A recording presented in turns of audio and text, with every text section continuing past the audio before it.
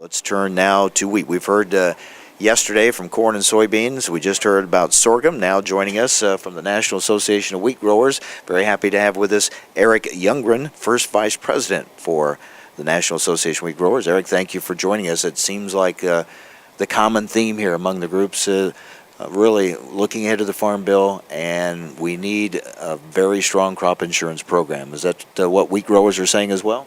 That's exactly right. Our first priority is crop insurance. Wheat growers are in some of the highest risk areas of the country. We had the droughts in the Southwest last year, and those guys are dependent on crop insurance and having a strong crop insurance program. Talked earlier with Secretary Vilsack and expressed those concerns to him, and he says the administration is fully supportive of a strong crop insurance program, although they're going to expect the industry, the crop insurance industry, to pick up more of the bill, it sounds like. But it really is the central piece of a farm safety net, isn't it? That's exactly right. We just got out of the Secretary's speech to the general session, and that was the first thing he said, is to keep crop insurance whole, keep it dependable, keep it a long-term program that we can rely on. What are other issues? What else are wheat growers concerned about in this next Farm Bill? Well, he also said, and we'd agree with him, that the crop insurance program needs to be supplemented somehow for the top-end risk. It doesn't cover everything, and so we still need that additional feature of the safety net. What's the mood among wheat growers? There's this general feeling of optimism and people feeling good about where they're at in agriculture right now. What about with wheat growers? Well, I'd say we're cautiously optimistic. You talk to the guys from the South, Oklahoma and Texas, they've had a little bit of rain, they got the crop out of the ground, but a lot of it went into dust and there's no subsoil moisture. So we're cautiously optimistic on this year's crop. I'm from Minnesota. We've had a pretty nice winter so far. We're looking for an early spring. Hopefully we get the crop in on a timely fashion. We were late last year and that really pushed us behind. So I'd term it as cautiously optimistic this year. Seems to be a lot of wheat production around the world. Yeah, and that's just it. There's a lot of wheat is expanding around the world. Fortunately for us, a lot of that is wheat, feed quality wheat, whereas we raise the high quality wheats here, and so we're looking forward to continuing to supply that market. Working with the sorghum growers and the corn and soybean growers, this has become a good meeting for all four groups that really work well together. And as we've talked with a lot of producers, a lot of them grow more than just one crop, obviously, so it makes it even more of a natural fit.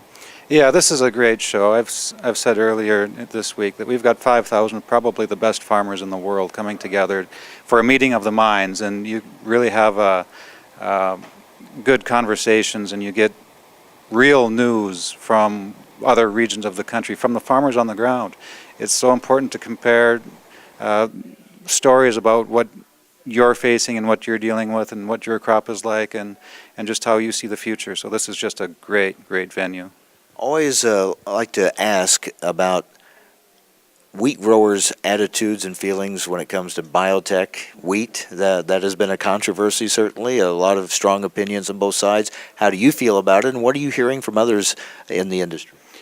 Well, as for NOG, we're facilitating the discussions around biotechnology throughout the grain chain, the wheat chain, from the researchers and the tech providers that are developing the technologies all the way through U.S. wheat and the foreign market development. And we're finding that the markets are becoming ready for biotech wheat.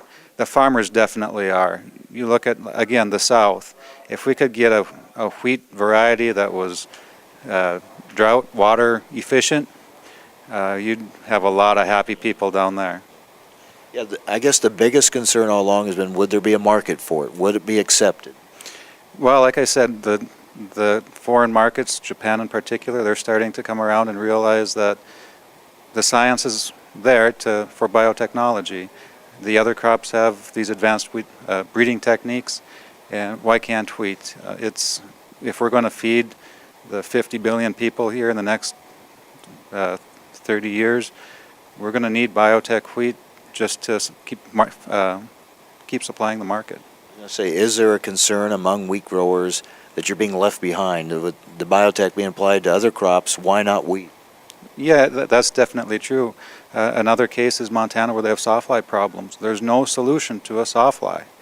And if you had biotech product in there, you could take care of that problem, much like corn has with the corn borer. And wheat really needs to have that technology available to them. That's just another tool in the toolbox. You know, if I went out to the field with only metric wrenches in my toolbox, I'd be really frustrated because when I have an English-sized bolt. So it's the same thing as in your seed products. So you think that biotech will be the future of the wheat industry? I sure do. All right, Eric, thank you very much. We appreciate you dropping by. And again, I hope weather cooperates for you this year and for other wheat growers, and you have a good year. Thank you very much. Okay, thank you, Mike. That is Erik Younggren, first vice president of the National Association of Wheat Growers. So we've heard from all four now of the commodity groups here at Commodity Classic. In the 2 days we've been here, we've heard from the American Soybean Association, the National Corn Growers, the National Sorghum Producers, and National Association of Wheat Growers, and it is a common theme. They are stressing the need for a strong crop insurance program. That is, we're looking for unity in agriculture. Well, we're hearing that here, a common theme, a common message from the groups here at Commodity Classic, the importance of a strong crop insurance program. All right, we will take a break. When we come back, we're going to be talking with folks from Syngenta. And again, a reminder, we have a lot more bonus coverage with AgriTalk Online coming up after we wrap up our broadcast today here in Nashville, Tennessee at the Opryland Hotel. It's Commodity Classic on AgriTalk.